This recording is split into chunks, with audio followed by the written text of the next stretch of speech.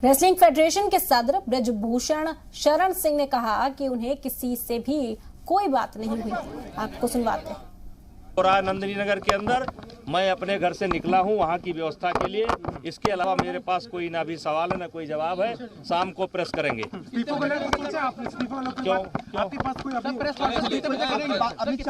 आपकी अमित शाह से बात हुई है फोन पे? मेरी किसी से कोई बात नहीं हुई। पीएमओ से आपने कोई नहीं, मेरी किसी से कोई बात नहीं। कोई बात नहीं,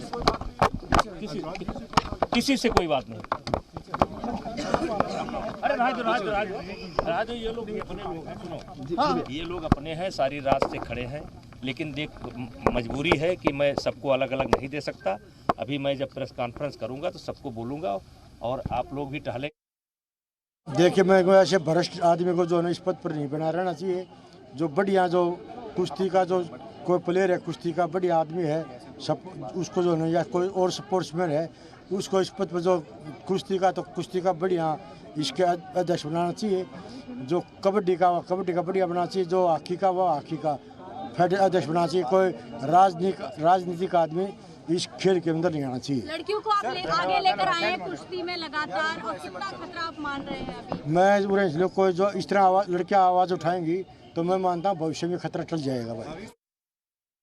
आज हम धरने पे आए हैं और ये धरना हमारे कुश्ती को बचाने के लिए, हमारे युवाओं के लिए है।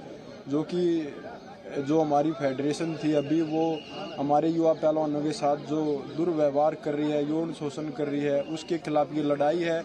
और ये लड़ाई हम जब तक सरकार नहीं मानेगी, जब तक हमारी फेडरेशन से इस्तीफा नहीं दे देते हैं प्रेसिडेंट, जब तक हम ये लड़ाई लड़ते रहेंगे।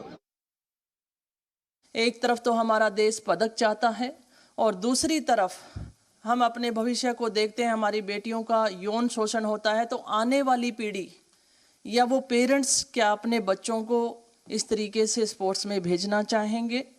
और मैं यहाँ पर विनेश फोगाट और उन सभी रेसलर्स का मैं धन्यवाद देती हूँ कि इस मंच पे आके उन्होंने इस बात को उठाया है।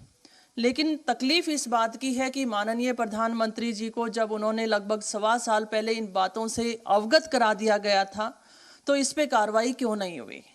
और जैसा कि सुप्रिया जी ने कहा कि 72 घंटे के बाद भी ये शर्मनाक बात सड़कों पे अभी तक चल रही है, लेकिन बीजेपी के नेताओं के द्वारा कोई ऐसा स्टेप नहीं उठाया गया। और सुप्रिया जी, आपको ध्यान दिलाना चाहूँगी कि हरियाणा के मंत्री के द्वारा भी एक लड़की के साथ इसी तरीके से कुकृत्य की बात आई थी और उस लड़की ने भी अभी लगभग मेरे ख्याल से 1.5 महीना ही हुआ होगा ज़्यादा से ज़्यादा, और वो बात वहीं पे स्टॉप हो गई है।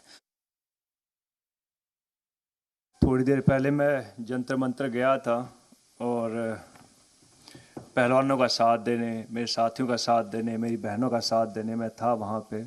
और एक मुक्केबाज होने के नाते, एक साथी होने के नाते मैं वहाँ गया था। और वो आए, धीरे धीरे रेसलर आएंगे वहाँ पे, उनको बताया, मेरी फ़ोन पे बात हुई, लेकिन मेरी पीसी थी इसलिए मेरे को यहाँ आना पड़ा। लेकिन जो उन्होंने आरोप लगाए हैं वो बहुत स्ट्रॉन्ग आरोप हैं एक नेता पर, एक फेडरेशन के चीफ के ऊपर।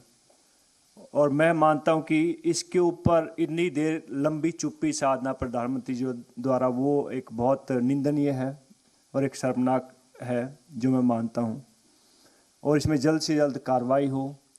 जो आरोप है बहुत संगीन है। एक भिवानी का, एक हरियाणा का लड़का होते हुए मैं ये मांग करता हूँ इसमें जल्द से जल्द कार्रवाई हो। और